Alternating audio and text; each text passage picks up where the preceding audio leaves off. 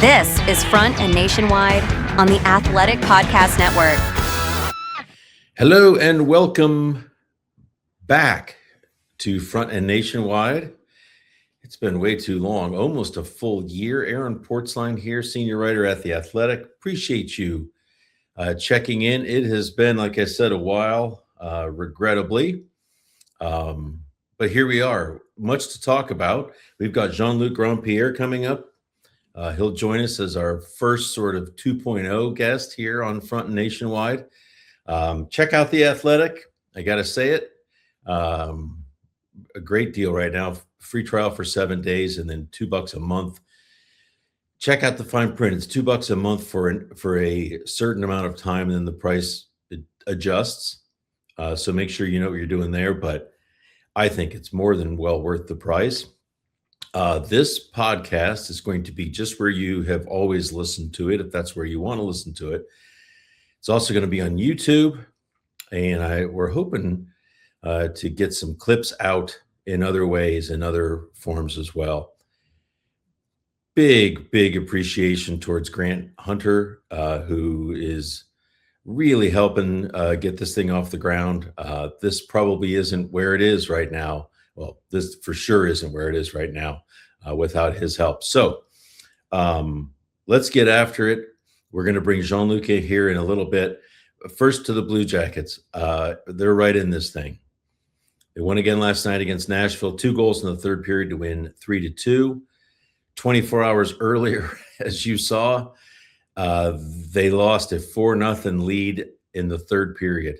And it's 4-4 against the New York Rangers. Kirill Marchenko spares them big time. Overtime goal there to get them through.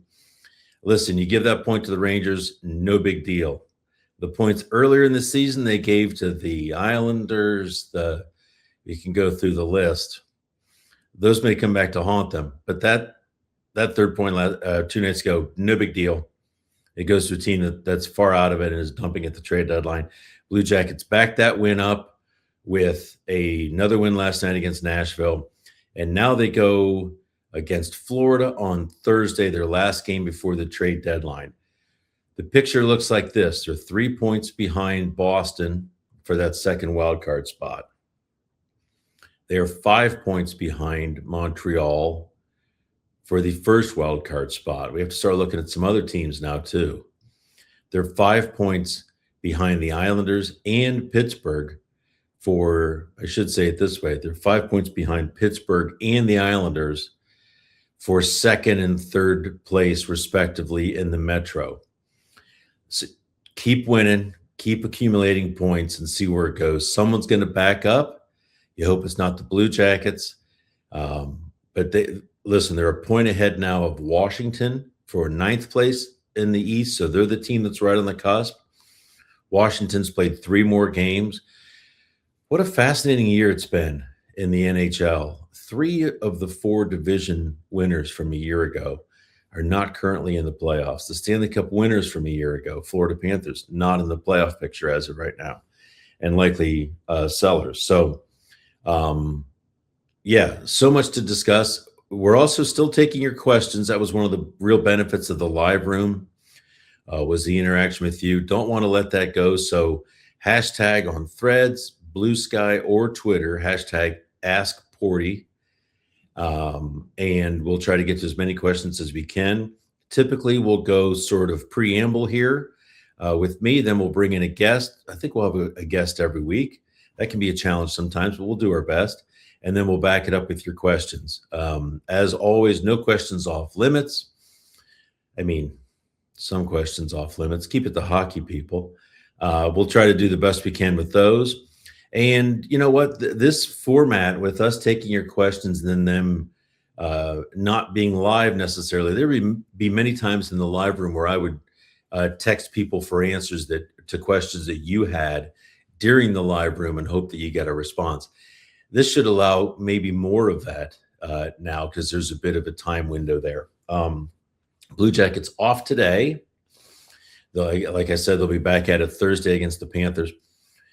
Last night, the win over the Nashville is even more impressive when you consider they did it without Werenski, Zach Werenski, who missed a second straight game with an illness.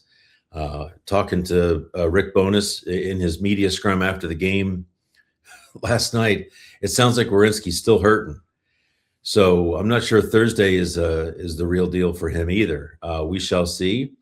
Boone Jenner missed last night's game too, and it could be an extended absence, not long term, but the club is saying day to day. At first they said maintenance, which of course set off all kinds of alarms because maintenance is usually a reason you miss practice, not a reason you miss games in the National Hockey League. And so we were able to confirm last night before the puck dropped. This was, now he's still a Blue Jacket, that this was not Jenner being held out of the lineup for trade purposes. So yeah, those are two big absences that makes the win over Nashville even more impressive. So what do we expect for the trade deadline? And we'll get into this with Jean-Luc for sure. I'm not sure that they're going to do massive moves in either directions. I can't imagine now. There was a slim chance coming into this 5-game set between the Olympic break and the trade deadline that if they fell flat on their face, that Don Waddell could have been compelled to make some trades. And look what they lose the first game, they drop the second game, and you're going, oh boy, they took one out of a possible first 4 points, but now they've rallied with 2 straight wins. It is the points. I think it's also the way that they're playing. I want to get into it with Jean-Luc, not just the trade deadline, what he expects, what he would do, but also I don't think this team has played its best hockey yet. And that may sound crazy for a team that's now 12-2-1 under Rick Bowness, a team that's 13-2-1, points in 14 of 16 games since January 11th. I think they've played really hard and really well mostly, but I haven't yet felt that this team has really been its full self. And if I'm Don Waddell, I'm not sure how I look at that. If I look at that like it's still coming, which is a really good sign, or that maybe this just isn't it. Monahan has anchored that second line. That second line has really been an issue for them all season in terms of consistent production. Well, now Monahan's got 2 shorthanded goals in consecutive games. Shorthanded goals are huge. They're huge. And both of those have been very meaningful in the last 2 games. So maybe that line's starting to pick up a little bit. Marchenko looks like a different player, I think, after the Olympic break, given time to rest, whatever injuries he was suffering. So I don't feel like we've seen this full Blue Jackets team just yet. I would add to it because I think that's a very important morale boost this time of year. Certainly wouldn't subtract from it. And I don't think Don Waddell plans to. I think he wants to give this team a chance to go for it, given the way that they've played and really pulled themselves back into this thing. He may agree too. I'm hoping to speak with him later today. If I get him, I'm going to ask him that if he feels like they've played their best hockey yet. Because to me, again, it still feels like it's out there for him. So again, the NHL trade deadline Friday at 3 p.m. One name that I've been kicking around a little bit, I think it's maybe I just want the story. Maybe I'm a romantic and I love the great details of a great story, but it just seems reasonable to me that Nick Foligno could be a Blue Jacket again. Certainly he's going to be on the move from Chicago. We all know that. I think it goes like this from talking to people in the biz. I think his career, one of his career check marks or items on his checklist to mark has been playing with his brother, Marcus, who of course is a Minnesota Wild. I think he also wants to go to a team that has a chance to win the Stanley Cup, certainly a team that's going to make the playoffs. So the Wild check both of those. The only question with the Wild is how can they fit Foligno in without Chicago retaining a huge amount of money on Foligno. And I'm not sure they can do that. I have to look.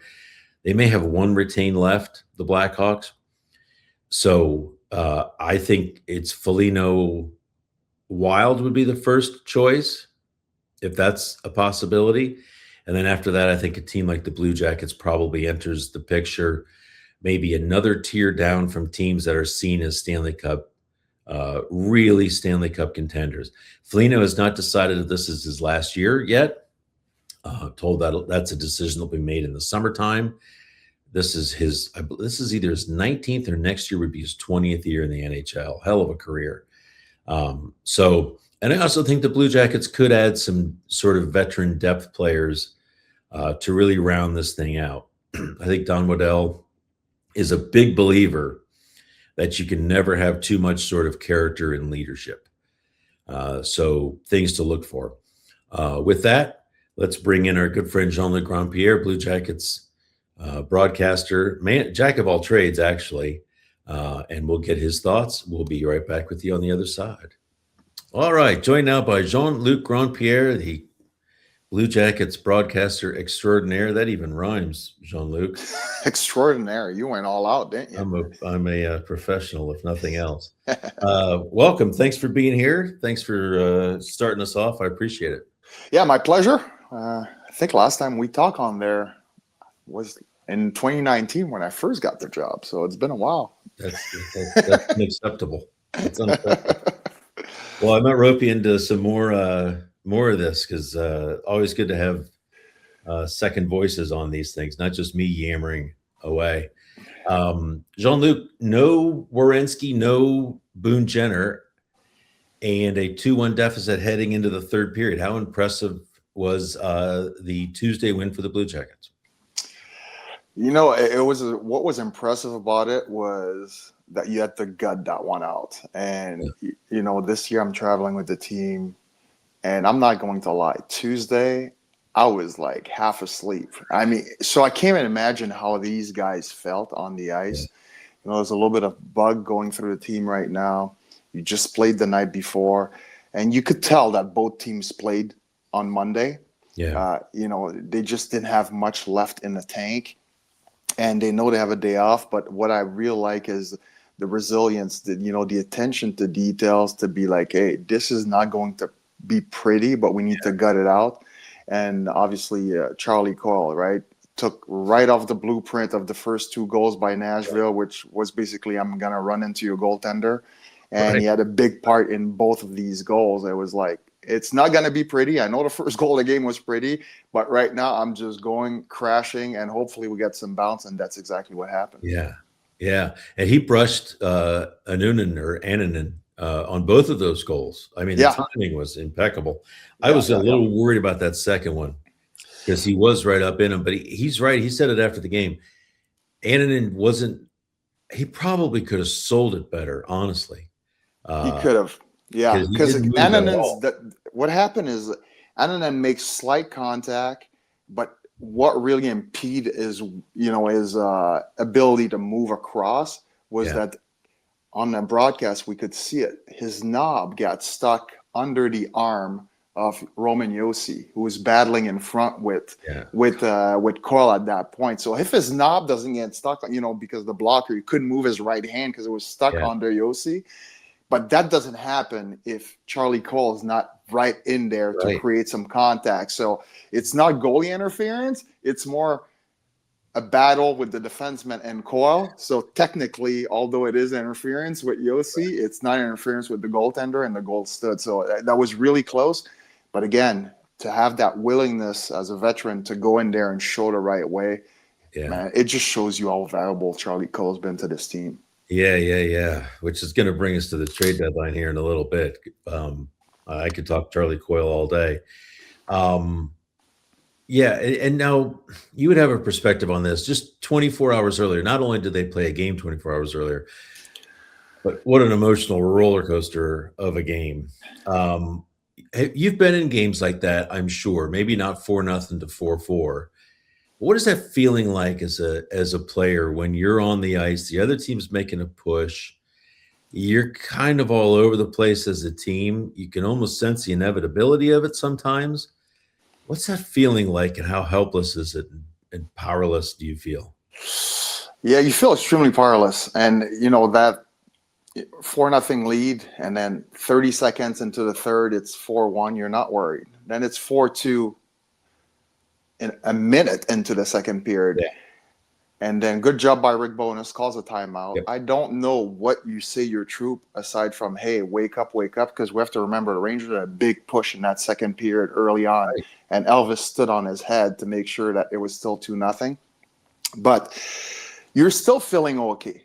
Now that third goal is very valuable, right? Yeah. Can we make it 5-2, or is it going to be 4-3? Yeah, And right. then the Rangers score again. And at this point, you're feeling the pressure, you're pressing everything.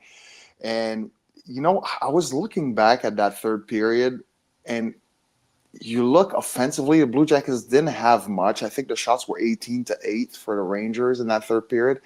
But even when the Blue Jackets had the puck, they threw a lot of puck through the middle. Like you're in the offensive zone in the corner, and then you just make a blind pass in the slot, hoping that one of your guys catches it. Right. And the Rangers exit the zone so easily in that third. So when we heard Rick Bowness talk about, we need to make some adjustment, I know exactly what we're talking about. Yes, defensively it was a little sloppy, but offensively, giving the puck so easily to the other team is, and it was especially at Fantilli line, they did it a few times. So it's one of these things where it's like, we're up 4-2 or 4-3 when we have the puck. We can't just give it away. Make the other team work to retrieve that puck. So as a player, it's scary. You're pressing, but as much as we said, hey, Blue Jackets, you need to push for that, fifth goal under Dean Evison. Right now, under Rick Bowness, it's been a little different, but you also can't just give the puck away, try to score that goal. So it's a fine line, and I think you'll find a way to rectify that real quick. Yeah. I like the fact that he said this at almost every challenge that they've had. Like even when he took the job, it was like, we give up too many goals. We're not good enough on the penalty kill. I know how to fix that. We're going to get it fixed. And about this, he says, I know what it is, and we're going to fix it. I think he believes that, for one. I'm not saying it's anything else. I just love the confidence that seems to imbue people with. Like, that's the guy that has the answer, right? And he probably does have the answer. He's seen everything. But there's just a feeling about it, like that guy, he knows how to do this, and he's going to show the way. Yeah, and in the locker room, you listen to him, and you're like, okay, this guy has this assertiveness and this conviction that he's going to get it right. And I don't want to say you're scared. You should feel confident, but it's almost like, when I grew up, my mom was the yeller. My dad, he just gave me that look, like, and that's how I feel about Rick Bowness. He's got this authority that it doesn't seem like he needs to elevate his voice when he sends a message. It's very clear, stern, and you better apply it. So he's got that aura around him, which is, extremely powerful, and hopefully the players respond well to it. He's just got that. He has like a default smile. Like his factory setting is like a pleasant smile. Yeah. And there's just a vibe, I don't know, from him. Certainly I'm not privy to the inner workings, but it just seems like he conveys like a we're in this together kind of thing, not a preachy, hollery, yelling kind of guy. Exactly. I've been thinking about this a lot, just driving home last night and this morning, because I think this team's played well. Obviously 13-2-1 in their last 16 games, pretty good run. I still don't feel like this team has really completely fired on all cylinders yet this year. Like at times the third line's, what we call the third line, Coyle's line's been really good. At times that obviously the Fantilli Marchenko line, whoever's on the other wing, has been good. Now it's Marchment. But I don't know that there's yet been a stretch where it's all really going. Do you feel like that's still out there for them, or do you feel like it's just that they're just flawed in a way where it's not going to be that way? I mean, ideally, if you want to get in the playoff and have a chance in any round, you want to see contribution a little bit more across the board. Yeah. And right now, it's 1A, and then You got the core line that's, is going to chip offensively here and there, but you cannot expect them to contribute every single game. It's really not their role, right? Yeah. So you have to look back at that second line, right? The Monahan line, who's been tinkered with so many times. They just haven't found that consistency yet. And by consistency, I'm not saying every game, but at least like once every 3 games, give me a little bit of an output. And unfortunately, we haven't seen that. So it could become a problem, especially in stints where, those first 2 games against the Islanders and the Boston Bruins, where you basically outchance the opposition, but somehow you can't finish, right? You can't always put the pressure on that first line. So it's nice to see some sustained scoring from other people. And right now, you really don't have that. And the Blue Jackets don't have a game breaker, right? You look at, I don't know, Colorado or Minnesota, you have a McKinnon, a Natchez up front, or, Dallas has so many elements. For the Blue Jackets, you have a lot of good players that are on their way there, the Fantillis, the Marchenko, but you don't have that elite forward that it's like, when you need that goal, I know it's coming from, most likely from this guy's stick idea. Now you have Werenski on the back end, which is a nice luxury, but you think about how taxing it has to be for Zach, because it's almost like if the team is behind, everybody just turns around and is like, hey, number 8, what you got to do about it? Right? It's all on his back a lot of times. So, and, it's going to come as this team matures a little bit, but, having a game breaker, that's when you see, I'm looking at the Montreal of this world, Cole Caulfield, and every team seems to have that guy that, when they're down a goal, you're looking down and you're like, we're okay, calm down. For the Blue Jackets, they are a confident group because of that winning, streak, as you talked about, under Rick Bowness. But it's one of these things where that's one element that's missing, and those guys are not available very often. Yeah. One other thing that I think has developed along the way here this season, I'm not at all worried about where Fantilli is. He's been on a hot streak lately. I think we know who Matejchuk and Sillinger are going to be. Should this franchise be concerned about Kent Johnson and Dmitry Voronkov, 2 other young guys, big years last year? Voronkov has scored some goals this year, but Voronkov's seasons all seem to follow the same pattern. We're late in the season, like here we are, and not in a top 6 role again. They feel like it's a little rich for him. Kent Johnson's just had a rough year. Where are these guys, and how concerned? Is this just an off year and you go, I believe in their talent, let's see where it goes? Or is it maybe time to readjust our expectations about these 2 young players? Yeah, there's got to be some concern. I'll start with, Kent Johnson. It's after the incredible year he had last season, despite injuries, right? It was an all-out season under Everson, and he comes back this year, and I don't know what changed. I honestly, I'm not sure exactly what changed. He doesn't seem as strong as he was last year. You can see he's getting knocked off pucks really easily. So he's a guy that's going to be more of a peripheral player, but he needs to have the right elements with him to be able to have success. So I'm not sure exactly where they're sitting as far as his development. Is it just an off year, like you said, but you don't want to give up too early because he's still extremely, extremely young, right? Crazy, yeah.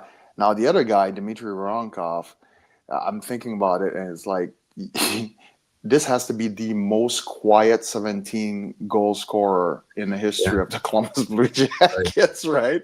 It just seems like it completely stopped, as you said, and he's a guy that I feel his chemistry with Kirill Marchenko is really a success. Yeah. And once he's not playing with Marchenko, I don't want to say he's lost, but he's a completely different player. He doesn't seem as effective. Yeah. So, as a coaching staff, it's hard to separate them, but maybe, we get, hey, Marchenko plays well with Voronkov. Voronkov plays well with Marchenko.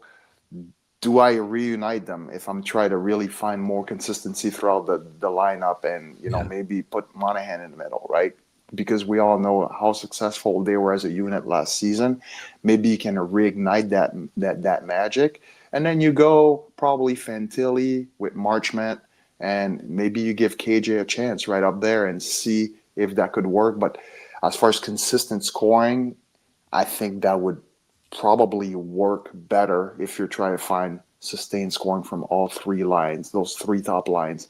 Interesting. But it's hard to break up because right now that Marchenko line is playing so well, right? Yeah. So it's tough. But do you give up on Voronkov?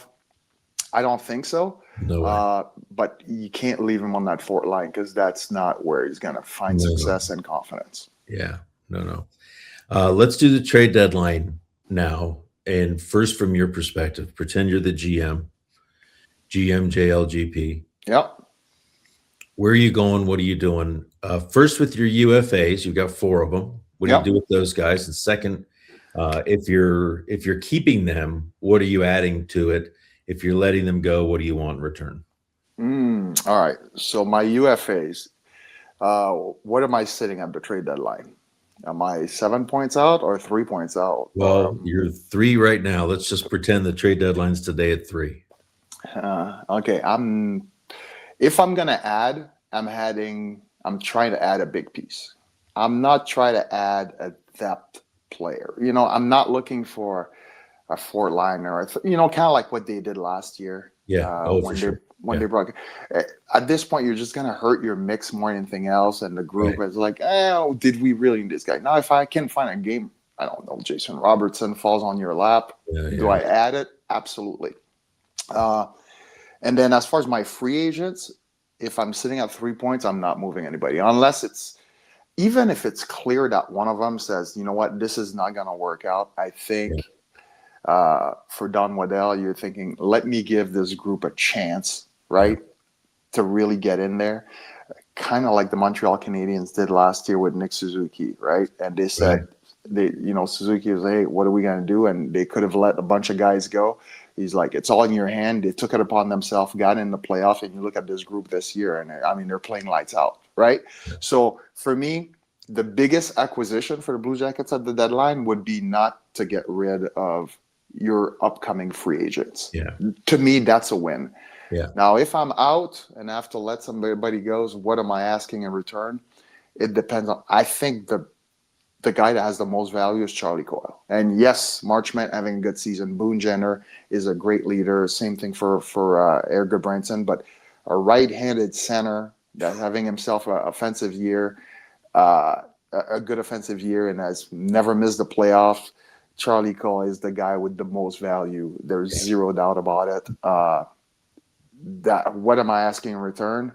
I'm asking for a player. Draft picks are great, but the draft is such a gamble. It is. Yeah. I'm asking for a player in return, and I'm not asking for a salary dump. I'm asking for a player that's going to help me immediately or in the next couple of years. That would be my ask for him. Yeah. Yeah. So they're 3 out, they've got 1 game to play, or 3 points out of the wild card. They've got 1 game to play. I don't even listen on Charlie Coyle, to be honest with you. Like to me, that's just so disruptive if you take it out. Yeah. It is. Like they wanted him so badly as a right shot centerman to take faceoffs, and there's situations where they don't have that. And I just think he's become such a valuable part of this. Yeah, big time. Think about that Olivier Sillinger line without Charlie Coyle in the middle. Yeah, right. Like I can't even imagine. So it's not only you're hurting your club, but it's like he's been so good, including on the power play.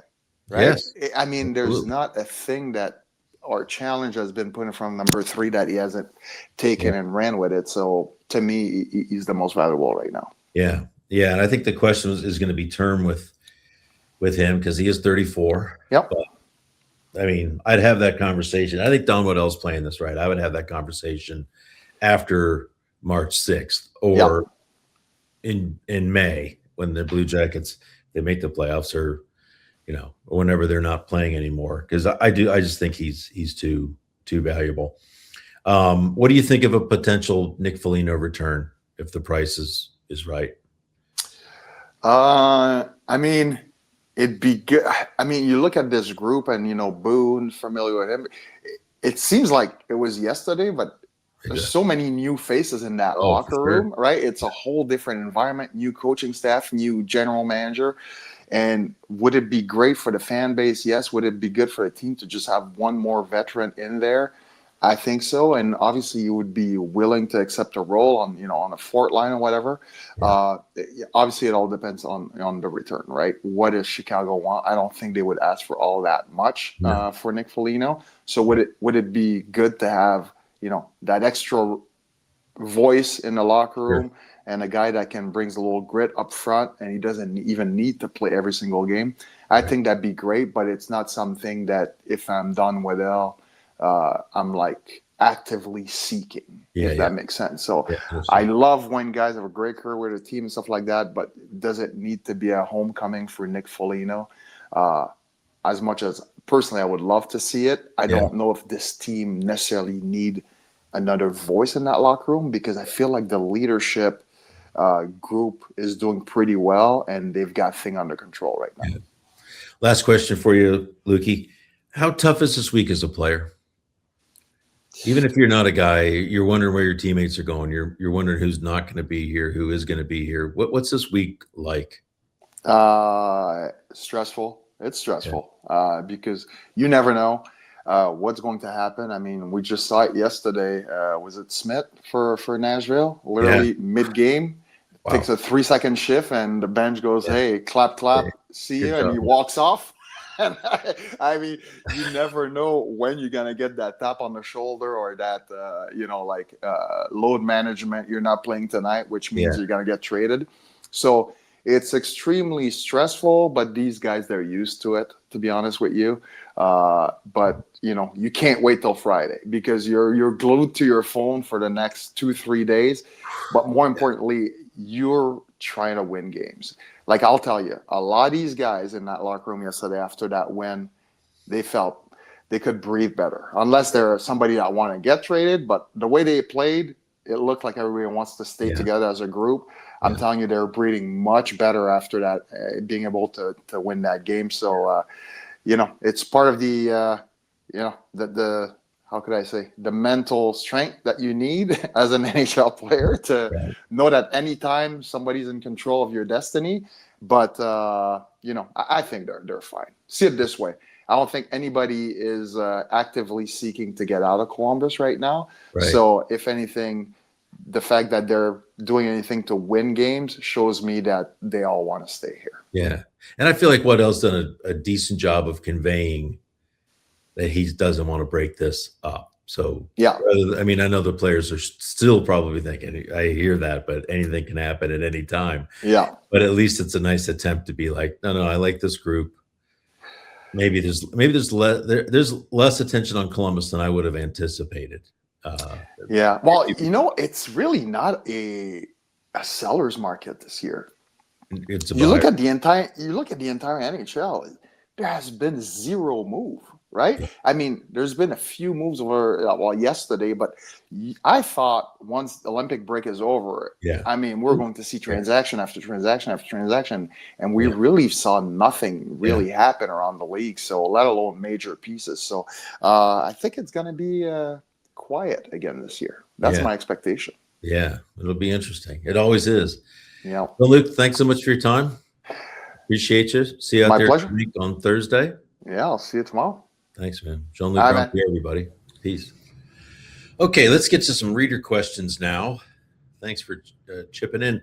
And again, if you want to throw a question in this way, Threads, Blue Sky, Twitter, I think that's probably the best and only way to reach. By all means, fire away. Use the hashtag #AskPorty so I know where to find you. The first question on Threads is from R. Stewart W., who wondered if I think Boone Jenner will still be on. Let me make sure I get this asked. What are the chances Boone Jenner is still on the Blue Jackets roster by the time next season's training camp starts?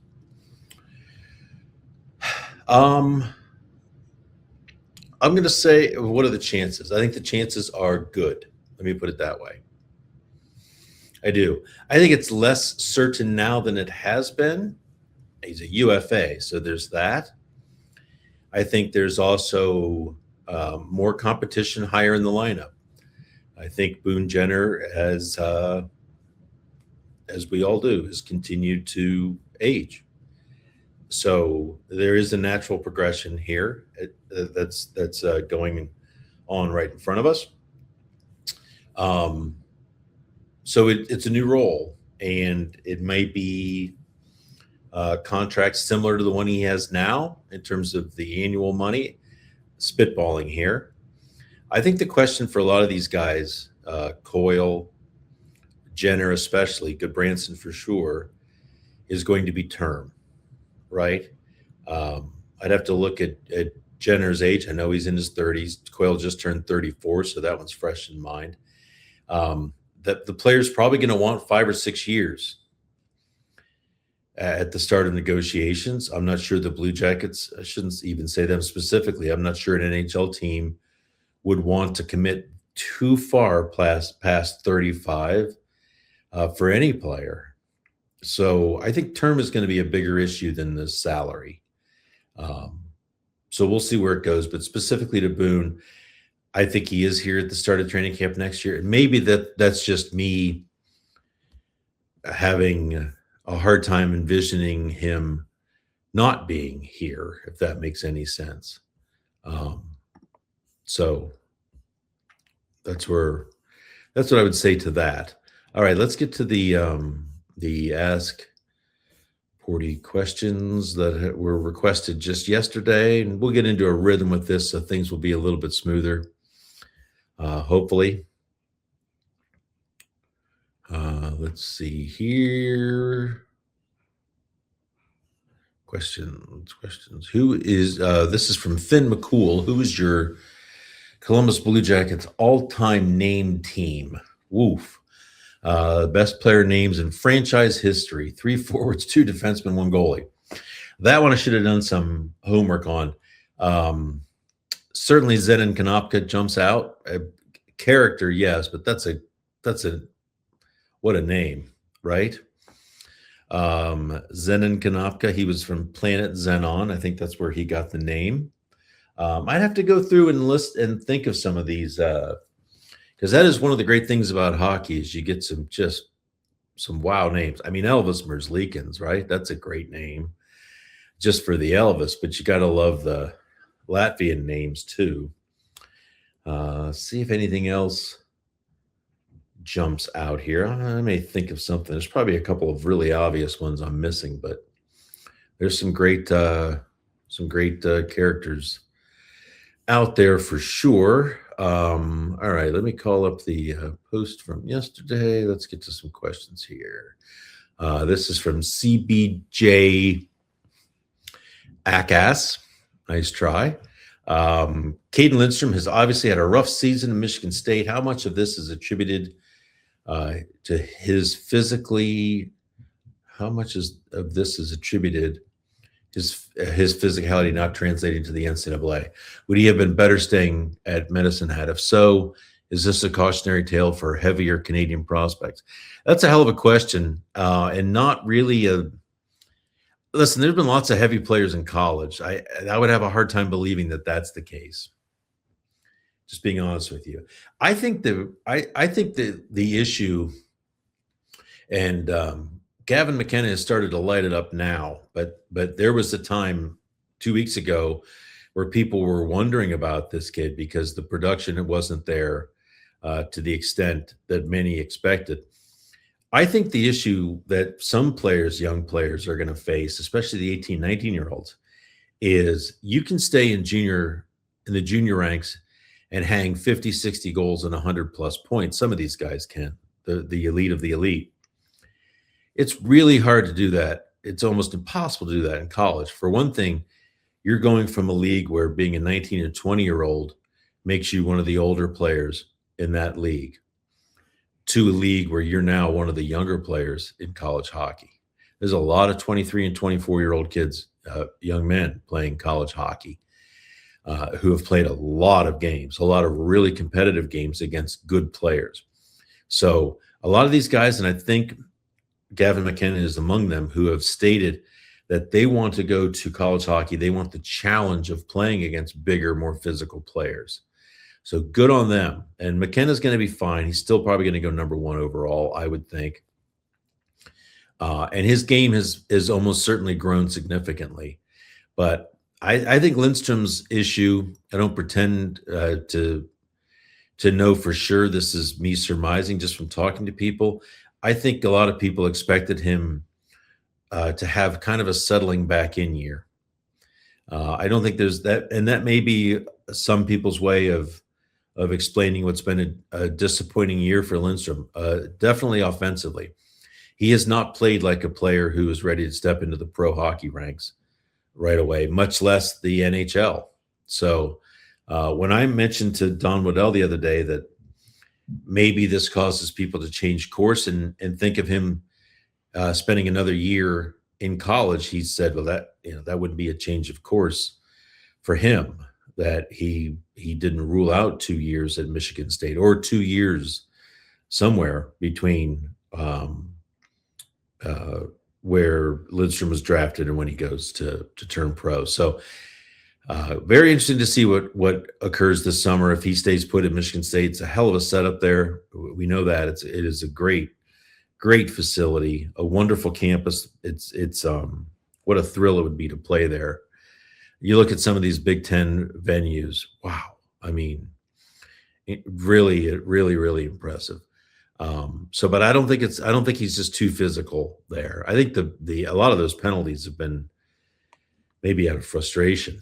I think he's been challenged, and that's probably maybe long-term a good thing. And the fact that he keeps playing health-wise, a really good thing. So this may take longer than people anticipated, but he may still end up to be one heck of an NHL player. Let's see, from Jonathan Barnes. In the midst of a meltdown last night against the New York Rangers, I had a thought. It seems like anytime the Blue Jackets seem in it, they find a way to fall apart. But just when I count them out, they bounce back in. Is this growth or backsliding or both? I don't know that I have felt that way. I think this is a tough time of year for fans. It is. It's every loss feels like a real kick in the backside. And every win feels like, okay, we're keeping pace. Like there's not nearly as much glory with the wins as there is agony with the losses. I mean, I didn't get a chance to read them all, but the Twitter queue was just filled with, that's it, season over, sell them, after they lost to the Islanders. I get it, frustration. Now they won 2 in a row, and they're right back where they were, even in a better spot than they were. So it's a long go. There's 22 games left. It's going to be crazy. I would say pace yourself and see where this goes. But I don't think their best game's out there, as I've said. I think their best game is still out there, I should say, as I mentioned earlier in the podcast. Let's see what else we got here. 2 questions. This is from George Matei. Hope I pronounced your name correctly, George. First, who provides the spotter for concussion protocol in the NHL, and how does that process work? They are NHL approved, and they live in that city. So Columbus has an NHL approved concussion protocol spotter, and their job is to watch the game. And when they see contact with the player that looks to them to have caused a potential head injury or concussion, the player shaking their head, a player after clear head contact being down or rattled, a lot of times that player will be injured enough to go off on his own. But now twice we've seen this. Jet Greaves left the game last night. That was a spotter. He was missed, I think, 8 minutes before he was back in. He said he was fine, but they're there to protect the players, okay? I think it's a good thing. A lot of times the players are less likely to acknowledge that they're injured and try to play through it. And the NHL's point is you don't want to try to play through a head injury. Not good. Second one from George says, thoughts on the development paths of Johnson and Fantilli and where they end up in their careers in terms of production impact. I would put those two guys in two completely different categories. To me, I really like Fantilli's game. I think he's a hell of a second-line center now. He's on a bit of a burner, just like he was last year. I have no concerns about Fantilli. I think he's trending towards being a number one center in the NHL. Said this before. There aren't 32 of those. There's probably between 16 and 20 of those. And I think the Blue Jackets have a future number one. Still a very young player. He's coming up on 50 goals over these 2 seasons with still 22 games left. Super competitive player. I think his head's in the right place. He's going to be a hell of a hockey player. He is already a hell of a hockey player. Let's see here. Lots of welcome back front and nationwides. Thank you for that. Love the idea of Jason Robertson assuming he agrees to an extension. Bruce Buckeye. This comes from, and he is looking for a trade involving Jason Robertson. Wouldn't that be something? Would Kent Johnson, Dmitry Voronkov, Luka Del Belbaluz, and a first-round pick be enough for Dallas? I don't think so. I don't think it would. I like where this starts with Kent Johnson and Voronkov. Maybe Luka Del Belbaluz gets thrown in. Hate to say it that way. Doesn't sound right, but you know what? That's a decent package, but I think Dallas may want another first or another player. I think Robertson's that guy. You're talking elite goal scorers. Okay, so we are off and running. Let's see. Yep, that's where we're at. Okay, thanks for those questions. We'll do this again weekly. I certainly appreciate it. Thanks to Jean-Luc for joining us. Thanks to Grant Hunter for, again, producing all of this and making it work. Thank you all for your patience. I shouldn't assume your patience, I guess, but thank you for rejoining us here on the Front and Nationwide podcast. We're going to keep cranking now, see it through to the end of the season and see what's up from there. Really appreciate you, and we'll talk to you soon. Take care.